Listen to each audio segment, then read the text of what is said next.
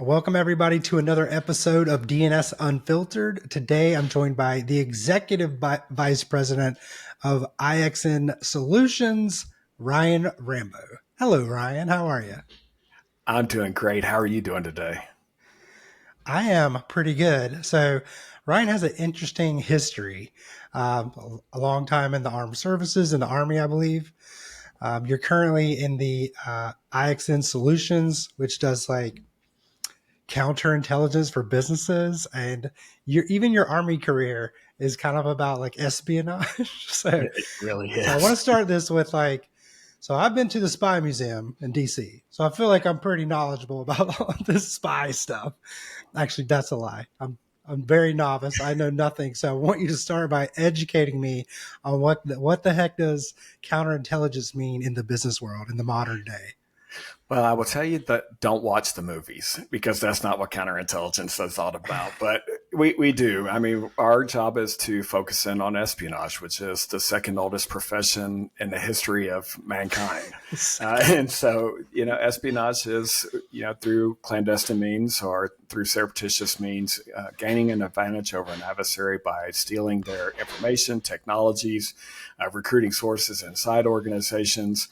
And that's really what I've focused on most of my professional career. So it's an interesting field. It's not jumping out of airplanes, which I've done that. So I even have to back up on that. So yeah, I have jumped out of airplanes whenever I was in the Army, but that's not what the job entails. The job entails, looking at organizations, intellectual property, their sensitive materials, and then developing strategies through security and other means to protect those from getting compromised by an adversary, a competitor, an insider threat. So that's really what we focus on at IXN Solutions now. So it's less 007, more like, what is it, Trading Spaces or Places with Dan Aykroyd and Eddie Murphy with the corn report. It's Right. more like that. It's more like Tinker Tailor Soldier Spy. And Oh, I would don't know challenge that. you. It's a John Le Carre movie. It's got Gary Oldman in it. Just a fantastic movie, but most people, unless they're spies or counterintelligence professionals, will walk away from it going, I have no idea what just happened. And some people will actually take like a good 2 hour nap while watching it because it's very subtle, very slow, deliberate. It's fascinating to me, but I would highly recommend if you want to learn about counterintelligence, that's a great place to start. I'm making a note to myself to rent that movie later. Yeah, it's worth your time. It's one of my favorite Gary Oldman shows. But counterintelligence. What we do is as professionals, of course, we study all forms of espionage. From the different ways that our counterparts, our opposition, is basically the human intelligence collector. And the human intelligence collector is taught how to manipulate people into forming a relationship where information can be passed back and forth through clandestine means. And on the counterintelligence side of that, we're always aware. We study our history of how these types of cases unfold over time. And then we try to spot that through the employees that we have access to. And what we call it the road to espionage or indicators of espionage. And that can take many different forms, but we know that people are people. And, if they have a significant life event or they're vulnerable to approach by one of these human intelligence collectors, that they can be flipped and compromised from being a loyal person, a loyal employee, to somebody that's actually committing disloyal acts. And that's what we're trying to prevent. How often is it someone from the inside that's kind of been, like you mentioned, a life event? Something happened. Maybe someone comes to their rescue in exchange for some other information. How often is it that insider person, but versus like a professional who wiggles their way into a group? I can't really put a percentage on it because it happens in so many different ways. But in many cases, in a lot of cases that you find, especially in the United States, and there's new espionage cases that break all the time, they commit espionage for four primary reasons. And the acronym for that is MICE and MICE. And the M stands for money. A lot of people commit espionage for financial gain. The second one is ideology. They just don't believe in the system anymore, or they've given up, don't care, or prefer the other side's ideology. So they'll commit espionage for that reason. Coercion. Coercion is where the other side puts them in a difficult position. For example, a honeypot, if you've ever heard of that terminology before, and put them in some kind of compromising position that forces them into this espionage relationship. And then the last one, the E, is ego. And we see people that, for example, a great example in history is Aldrich James. And he thought he was the smartest guy in the room all the time. And because he was getting passed over for promotions and not getting the pay raises that he expected to get, and he thought everybody in his organizations were a bunch of dummies, especially his bosses, his ego led him to commit espionage. A very damaging espionage career, too. So. Are you familiar with there's a leaked CIA document from maybe the 60s or 70s? It's called like the Deception Maxims. Are you familiar with this document? I'm not. Tell me more, though. I'm about to write it Well, up. it kind of goes through like those. Not. It does, I don't think it calls out mice specifically, but it does kind of outline some of those principles. Like people are vulnerable because of a very few number of reasons, Yeah. And that is really interesting. But if you're listening, you should check out that document. It's on what is it? Governmentatic.org. Maybe I can drop it in the show notes or something. It's very interesting, very similar kind of strategy. I don't think the CIA meant for this document to get out, but it is old, so I'm sure they're doing new stuff now. But I'm really curious. Yeah, they're like, And oopsie. maybe they're not. I mean, they may not be. Yeah, right. If it works, it works, right? It was. Why change it? It could have been a plant. So things like they had like blow up tanks in World War II, and they kind of go through some of that stuff. It's all kind of related, like deception and just intelligence gathering. And I'm curious, your military career. I think you were in the Army for 27 years. Is that right, or about there?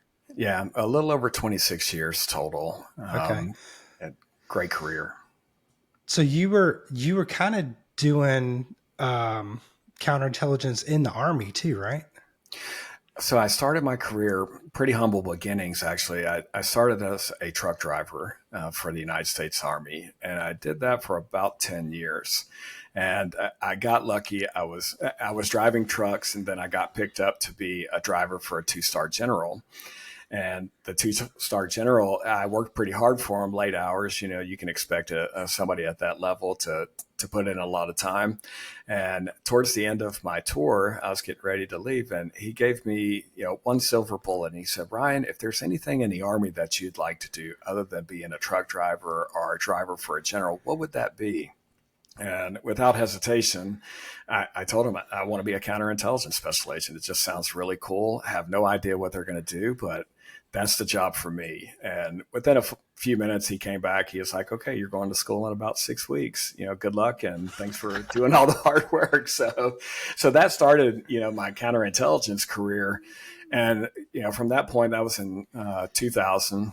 I think it was in May of 2000. I went to school in July, and I served in Army counterintelligence for 16 years after that. And it was the most fascinating role I've ever could imagined. And from being in the special operations community for 4 years, which was incredible, deploying to Afghanistan with them. Then coming out of that, becoming a warrant officer in the United States Army, which was never on the radar screen, by the way. It just kind of tripped and fell into it. And then, doing counterintelligence, running a field office in Heidelberg, Germany, which if anybody's ever been stationed or traveled to Germany, you know how awesome that is. And then from there, spending 3 years in Korea. So 5 years total overseas, from 2008 to 2013, just doing counterintelligence in overseas environments. And if it sounds cool and exciting, it absolutely is. And I encourage everybody to go do it. And then finally, from 2013 to 2016, I ended my career at Fort Leavenworth, Kansas, which not at the prison. Leavenworth is the big prison for That's what I was thinking. for the military. But I fortunately avoided the prison, but I was stationed at Leavenworth, running a counter-espionage team at Fort Leavenworth. So super exciting career. And every day I was doing something different, and I wish I could tell you about it, but if I told you, I'd have to kill you. Yeah. It was a lot of fun. Yeah, I don't want to probe too hard into your military career for many reasons. My life being the top one. I completely understand. Right. But the time you were stationed at Leavenworth, so you were near the prison, is that right? I assume it's the same area. Same area. Actually, we were further past the prison. So the prison probably had nicer accommodations than we had at the time. We lived in an old dilapidated, or well, we worked in an old dilapidated office building that was so far on the back of post, nobody could find us. And so Which was probably good for business. Well, it's good and bad. I mean, we have a role as counterintelligence professionals to get out and talk to people. I mean, we're defending people, we're helping people protect against espionage, we're trying to catch spies. That's involving people. So our role requires us to go out and meet people. And unfortunately, being on the back end of post, people would call us and go like, "Where in the hell are y'all at again?"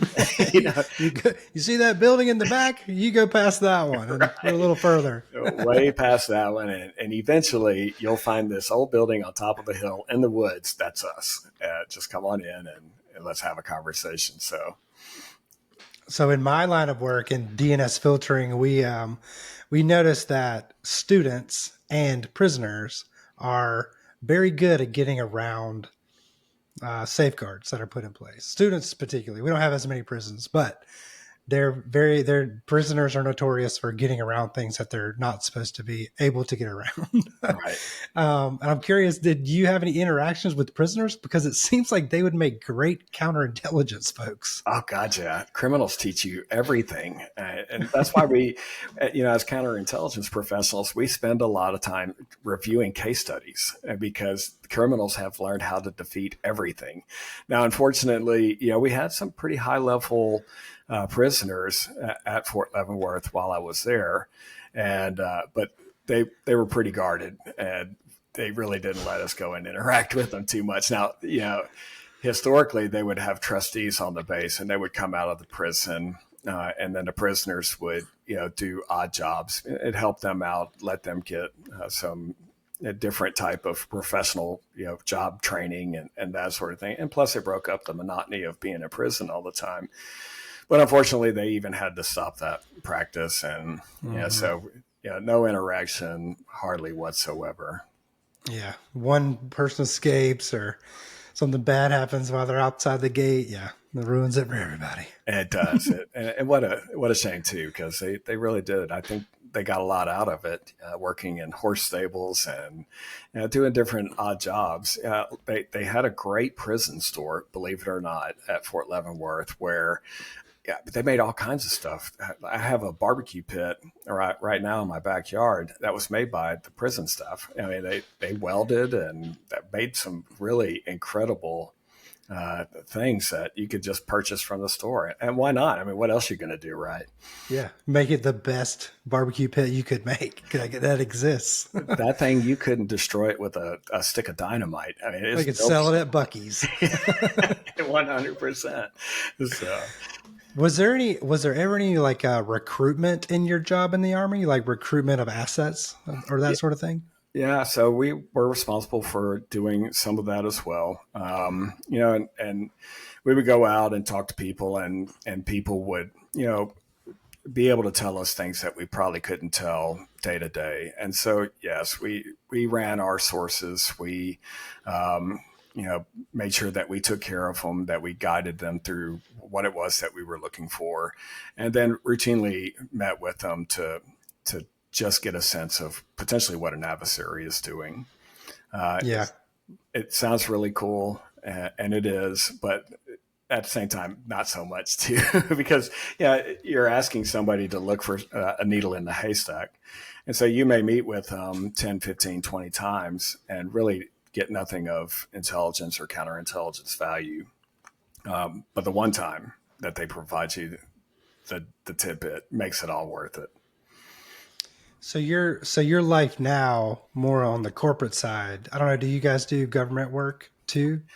We do. We kind of split our time, or we split the company into two branches. We have a federal client base that we take care of. Most of that's training, where we're helping the next generation of counterintelligence professionals, get the skills that they need to go out and do the work. But then we also have a corporate side as well. So we try to handle both sides. And now I found, over the last 10 years working in corporate, that I prefer corporate work. It moves faster, the bureaucracy is less, and you have just as many, people, insider threats, conducting espionage as you would find in government spaces with classified information. So I'm curious, going from like the prisoners and the assets you cultivated overseas and now this corporate world, what are some of the personality traits that are kind of common between people that end up in the predicament of being a counterintelligence, like the bad guy? Like, what are those personality traits? It's still, to me, it still ties a lot back into mice, money, ideology, coercion, and ego. People are people, regardless of if they're working for government or corporate environments. They still have the same challenges. I've seen employees who, had sick relatives, significant, loved ones that were suffering through, say, cancers, or, they're losing a job, or any of these different type of pressures that are put on all of us. We all suffer through all of these different things. And it's interesting to watch how people react to that. Some people respond to the challenge and really, buckle down and make things happen. And then you see other people that, go a different direction and try to use unethical or immoral ways to try to remedy these types of situations. So I think the crossover between government and corporate is very similar whenever we're talking about people. But I would say that in the corporate space, your general employee probably has more access to sensitive information than what you would find on the government side, just because of the way that we have data classifications, the way that we have systems segregated from, top secret, secret down to unclassified. You don't find that as much in the corporate space. And so again, I think it's easier in the corporate space for somebody to be a significant insider threat than in the government. But the government insider threats can cause a lot more damage because the information is classified and related to national security. Yeah, that makes a whole lot of sense. The people, they just, so like in business, we're kind of marching towards this zero trust place in cybersecurity where you don't have more access than necessary. But it's a thing we're striving towards, and everyone's kind of on a journey there. Maybe we'll get there one day, probably not. But the government kind of already has this outlined. Like, no, sorry, you're a GS1, or like you have a classification, and that is above your classification. But in Right. business, we have a little bit more, a little ways to go. Well, I think, and it's interesting to me too, in the corporate environment, they haven't done a good job of classifying information. Historically, what is proprietary information? What is intellectual property? What are trade secrets? What is, something that we could release internally versus externally? What documentation do we need to have in place whenever we start letting people access our information? Is it a non-disclosure agreement, an enhanced non-disclosure agreement? Is it partial access, full access? I mean, all of these things, I think corporate lags behind the government in that way. And from a cybersecurity perspective, the role-based access and identity access management, I think corporate is starting to catch on to these concepts, and now they're starting to see how important they are, especially from a zero trust standpoint. But I think I've only seen that within the last 5 to 10 years that that's starting to become a real topic of discussion in the corporate environment as opposed to government, who's been looking at it for 50, 60 years. So it sounds like your work, while the cool spy stuff is fun, like we like finding the insider threat, like, oh, handcuffing them and marching them out, like however that works. Let me just envision the way I want Right, go ahead. to. There's a movie Your like double, yeah, your 007 is great. Anyway, uh, but a lot of your work is probably more focused on like, hey, what are the classifications? We'll help you develop them. What goes in which bucket, and then how do we put technological constraints on each of those categories? 100%. Because, we take a look at it. Counterintelligence, corporate counterintelligence professionals really have four channels of primary information flow back to us. And that's employee reporting, cybersecurity tooling and alerts, liaison, that's external with our industry peers and partners, government officials, whether they're in law enforcement or intelligence. And then the last one is open source intelligence. And so, we approach it in that manner. We take a look at employees first. What can you tell me?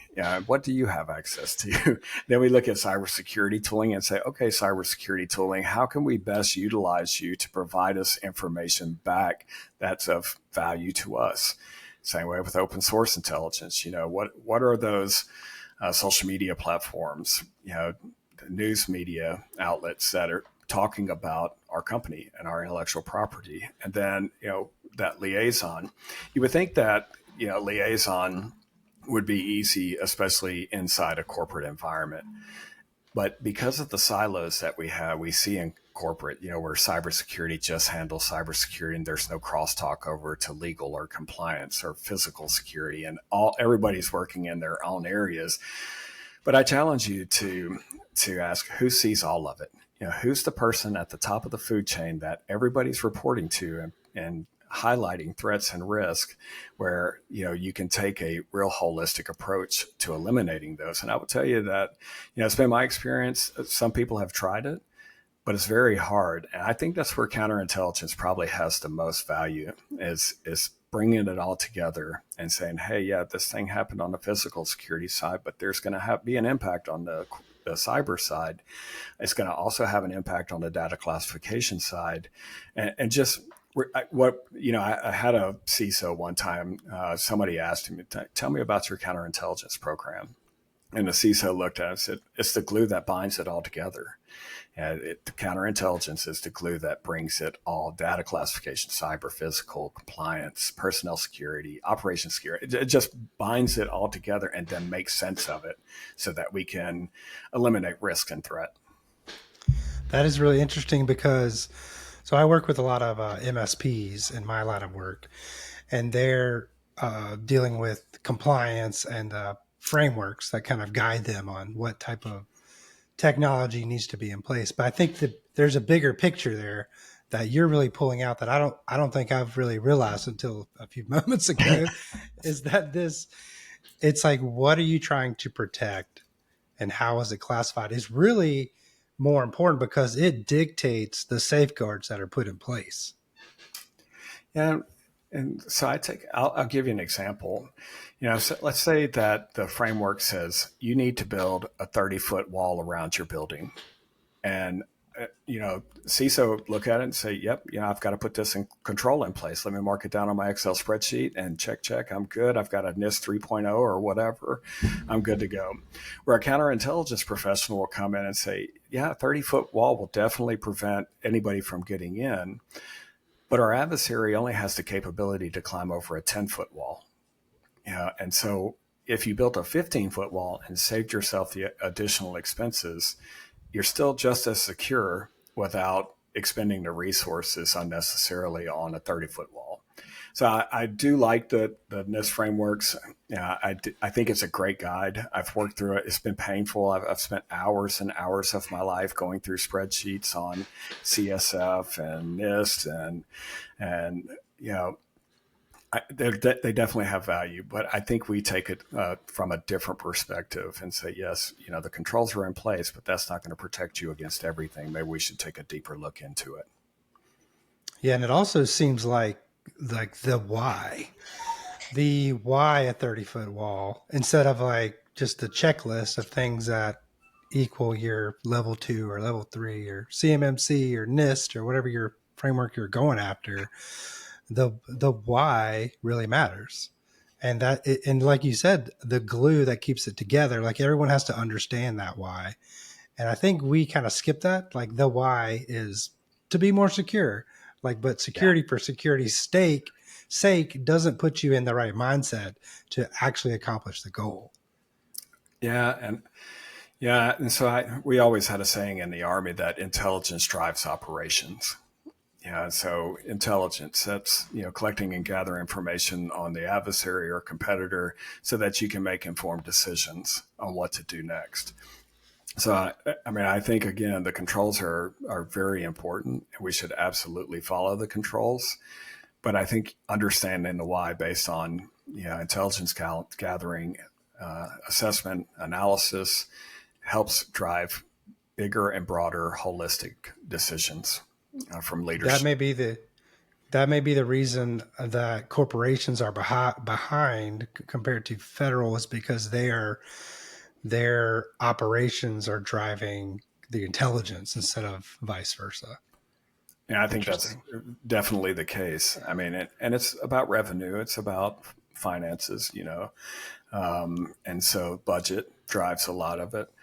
And so, with limited amount of resources, you have to make those decisions. Like, do we focus on, building the intelligence into the system to drive, smarter security and better operations, or do we just go out and hammer away from an operational standpoint? I think a lot of companies say operational, hammering is exactly what we need versus more security.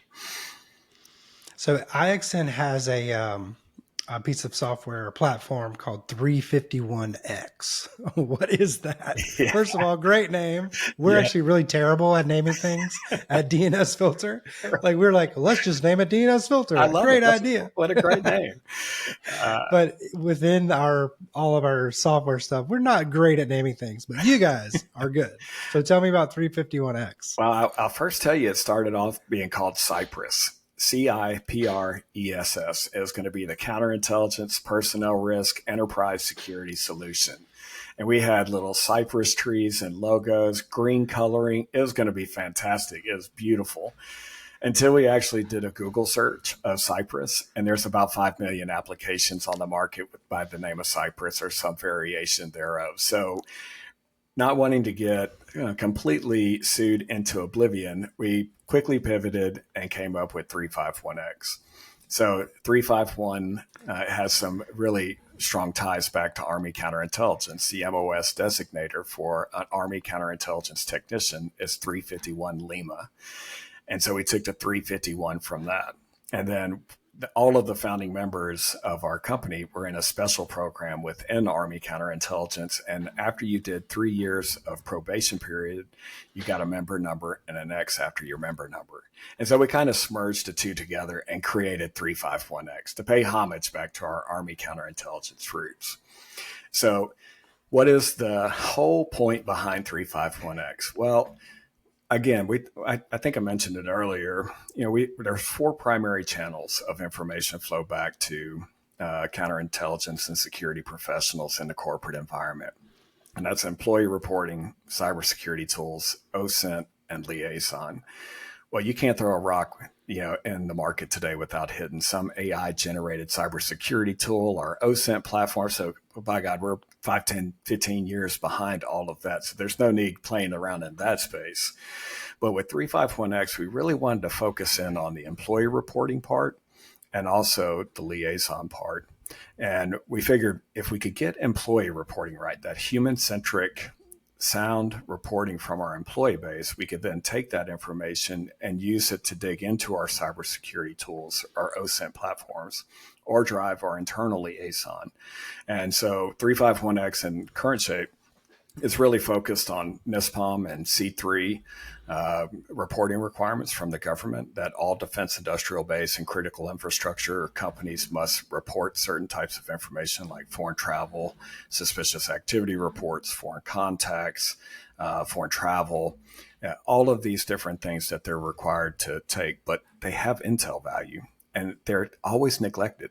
No CISO on the planet is like, oh, I can't wait for my employees to report back to me, that they got an unsolicited correspondence email on LinkedIn. No CISO thinks that way. They're looking at ones and That happens zeros. 4 times a day at least to me. Exactly right. It does. And so if I take that information from an employee and then I dig back into the cybersecurity tool and I say, how many people are in contact with this suspicious actor? And I found out that there's 30 that have been contacted by this, suspicious actor on LinkedIn. Now we see a broader picture start to unfold in front of us. And from a counterintelligence perspective, that's things that I really want to hone in on. It's not going to trigger a DLP alert. It's not going to trigger, any type of noise on any of the other systems. But just on an employee saying, hey, Ryan, I was contacted by this weird person with at abc.com email address, and I go into the DLP solution or Purview and do a wildcard search for this at abc.com, domain name. Now I'm starting to investigate. Now I'm starting to be proactive in my approach to identifying different threats and risk, which leads to broader questions, right? Like, okay, well, one employee reported it to me, but there's 20 other people in contact with this company. Why didn't they report it? Is it a training and awareness thing? Are they actively working with the competitor, providing them information? Are they actively in the recruitment cycle to be a spy? So those are the types of things that we think provide that employees, if properly trained and aware of different threats and risks, can report back to us through 351X to guide us into other aspects of the security program for investigation. And you mentioned there's a liaison piece too. So this is like that. Would that be like the asset, either good or bad, that is reporting back as well? No, so the liaison is really for the security professional, so for the corporate counterintelligence or insider threat professional, the facility security officer. He's the person that should be going around and talking to the head of legal or the head of physical security, the CISO, compliance team. And there's always nuggets of information. Like on this day, I met with the compliance officer who was concerned that we were falling behind on this or that or anything else. And oh, by the way, they also saw an employee that was had a sick family member. It's just a data point. And so the security professional, inputs that into 351X just as a point in time record. Well, over time, that liaison that you're doing internally to the organization by tearing down the silos helps you build a stronger idea of the threats and risks that you're facing. Now, externally, I meet with industry peers all the time, and we have discussions about threats and risks that they're facing. For example, this North Korean IT worker thing that just unfolded within the last 6 months. We started getting indications of that back in March, April timeframe. Companies were like, whoa, we found out that we had a North Korean working on our staff, and he was hired remotely, had no idea this was happening. But by taking the information of how that all unfolded and adding it to 351X, now we can start going back into our systems to say, hey, do we have the same problem? Is this something that we should be taking action on as well? And so I think the liaison piece and the employee reporting piece is highly overlooked and undervalued. And we're trying to emphasize it through, the deployment of 351X. So you're surfacing data points and, more importantly, their relationships that by themselves really are meaningless. Like just this morning, somebody was trying to get me to sell DNS filter to them on LinkedIn. I'm like, hey, you again. Yeah. I don't know DNS filter. Just by the way, Right. check your, I didn't respond, of course, because I never do, but Yeah. like you need to check your lead generation algorithms. They're not working. But so like that's just, a disparate piece of information. But what 351X is doing is taking all of that and then putting the relationships together and surfacing that to the CISO, the liaison that is kind of responsible for like ooh, hey, this is a potential emerging threat that I need to watch, and whether they need to escalate it to other teams or not.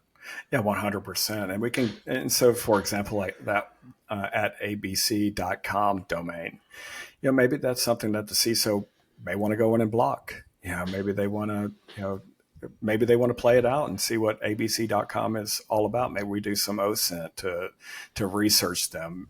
Maybe we refer it to law enforcement and say, hey, maybe these people aren't who they're supposed to be. But we have thousands of employees across our organizations. You may have 10 or 15 people on your own team. And if one person's trying to buy a company or buy DNS filtered, from you, they may be trying to buy it from other people too. Why aren't they telling you that? you know, That's and, true. Now I got to go tell somebody. right now you got to go But ask everybody, like, hey, are you being approached? And it happens to us all the time.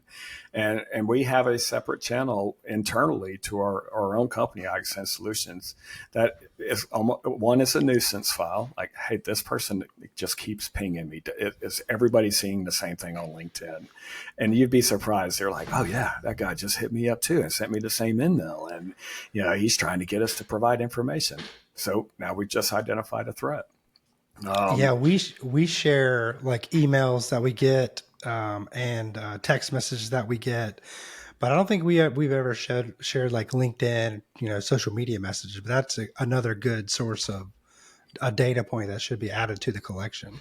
Yeah, I think so, and it unfolds over time, and so that's another unique thing about 351X is it's a database, and so we're collecting information from the time that we turn it on for a client until it's over, and all of this. So you may get pinged today, another employee might get pinged 2 weeks from now, another employee may get pinged 6 months from now, but now you're starting to build a database of knowledge, like, hey, this is a persistent thing, and maybe it's a little bit deeper than just on the surface unsolicited correspondence. Maybe it's actually a collection attempt by an adversary, a competitor, or something like that. Well, first of all, it is clear to me after hearing you describe that tech that the cyber security community and the counterintelligence community need to collaborate a bit more, because I know that we have data.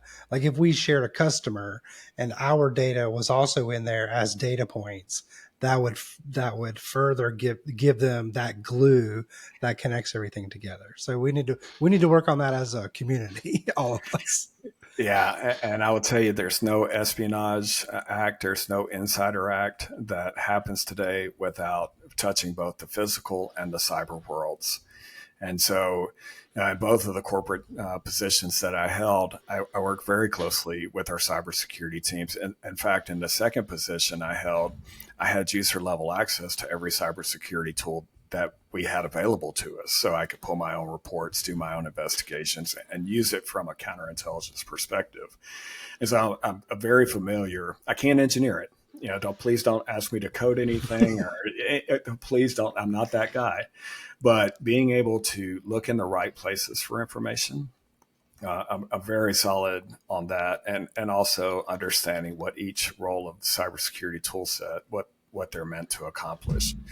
And I think as 351X grows and we start, building out the employee reporting, I think we're going to be able to API into cybersecurity tools, HR information systems, badge reader systems, OSINT platforms, and then be able to consolidate all of that information into one dashboard so that you don't have to go through 15 different cybersecurity tools to pull one log for each one of them. Would that be amazing? Yeah, it's like a better sock in a way. Yeah. Yeah, especially for insider threat professionals. It's definitely people that are worried about, insider threats. It's a better way to go about it. And I will tell you, I have 10 years worth of scars, to pull from on how bad insider threat incidents are, one, identified, but then investigated. And then, the disposition of these cases is really interesting too, how it plays out. I imagine without a platform like 351X, it's very manual and time consuming, and things fall through the cracks that way. Yeah, I mean, it, your email inbox becomes your database. In some respects, it's like, okay, well, this employee reported this to me via an email. I think let me search my inbox and see if I can pull it up. Do you know how painful that process is? It's just extremely not efficient. Or share drives or Excel spreadsheets. Yeah, and there are some platforms I do have to give them some credit. There are some platforms that are moving very closely in a good direction. But it's still very manual, very, very, very challenging to, I hate to say it, but bastardize them to meet specific needs for inside threat professionals or counterintelligence professionals. Yeah, there's no tooling out there for you guys. No. The So the other thing I wanted to talk about is where the green Cypress branding went to, which is which this only clicked when you were talking about that branding pivot, I guess you could say, Yeah. is that IXN hosts a podcast and it's called CI Press or Cypress. The logo is green with a tree, Well, we didn't and give it up on is it. yeah, you're like, wait, but we can still use it. Honestly, that's how the name of this podcast is Mhm. DNS Unfiltered. Yeah. So we like did this thing a long time ago, years ago. And we're like, that was a really cool name. And then we're like, let's do a podcast. Like, what should we name it? And I was like, I'm stealing that old name that was really good that everybody liked. Yeah, don't throw away a good idea.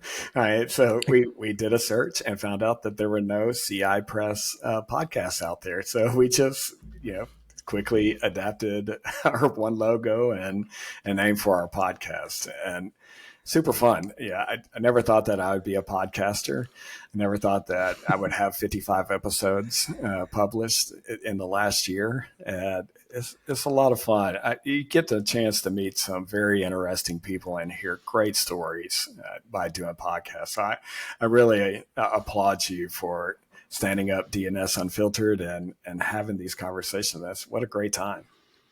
Yeah, exactly. And I've actually enjoyed a lot of the episodes that you guys have for Cypress podcast.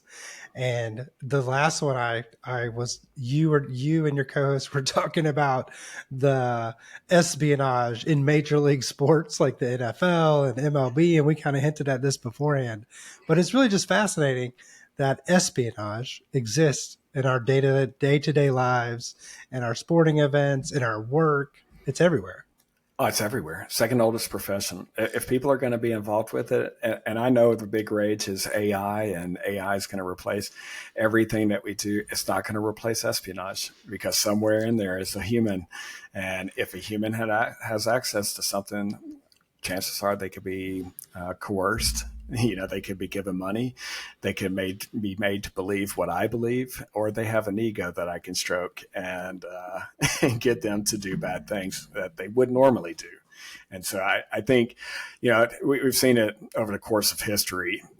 Manufacturing changed, didn't change espionage. The internet came, it didn't change espionage. AI is here, it's not going to change espionage. Espionage will be alive and well way past Ryan Rambo's time. And so on the flip side of that, counterintelligence will also always be needed.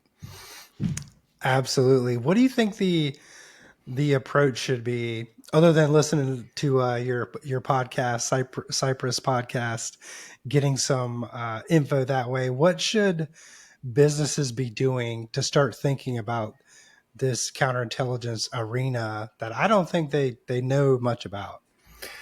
Well, so we're doing everything we can to get the word out, and I've stood up 2 programs. You're starting to see it make its way through corporate environments. JP Morgan has a counterintelligence program. Salesforce has a counterintelligence program. Meta has a version of a counterintelligence program. They just call it something different. And Mark Zuckerberg actually talked about it in January during a podcast, I think with Joe Rogan, which is fascinating. But, we just have to keep driving it home. And I think over the last, especially during the Cold War in the last 30, 40 years, corporate America has kind of let the counterintelligence game be played by the government. And that was fine, especially during the Cold War, because it's mainly, a nation state on nation state collection type apparatus. We were trying to steal their government secrets. They were trying to steal our government secrets. Well, times have changed now, and we're facing a whole of society collection effort where they're trying to steal from our government, our corporations, academia. Anybody and everybody is now a target of nation state intelligence. But we're also seeing corporations attempting to commit espionage. Deal Rippling. If you haven't seen that saga play out, you should definitely read it. It happened last March, but it's two corporations, two HR companies trying to commit espionage on each other. It's fascinating. And you see universities also, they're involved in the espionage game because there's a lot of money tied to it, getting those research grants and being first to market and all of these different things. So with a whole of society collection approach that we're faced with, I think that we're going to have to see counterintelligence drop down from being a solely government function down to the corporate environment. Again, it's not 007. It's not, airplanes and bombs and all that stuff. It's smart people that understand how the adversary, collects, what their collection requirements are, how people are manipulated into espionage, and then what does that mean for your organization from a compliance, cybersecurity, physical security standpoint. And I think that's the value that counterintelligence professionals bring. And I just see it growing over the next 5 to 10 years. Every company will, and I'm not to throw shade on cybersecurity, but that's been the rage for the last 17 years since the CISO position was created in 2008. But they're going to find out that that's not enough. We're all looking for something else. And I think counterintelligence is what they're actually looking for. Yeah, I agree. I think it's overlooked, oddly. So I'm curious so once the business types get past the fact that counterintelligence is not about Aston Martins and martinis, what are some simple steps that they can actually take today that would get them on this path? Well, I think they should have a conversation with a counterintelligence professional. And not all counterintelligence professionals are created equally. I mean, obviously, but there are people that can have a really good conversation about counterintelligence. I think the first question that a counterintelligence professional should ask the leader of an organization is, well, who are your competitors? If they had an opportunity to, what information would they steal from you? And that drives down into, well, if I lost this trade secret, if I lost this intellectual property, if they got insight into this merger or acquisition, or any of these things, we would be dead in the water.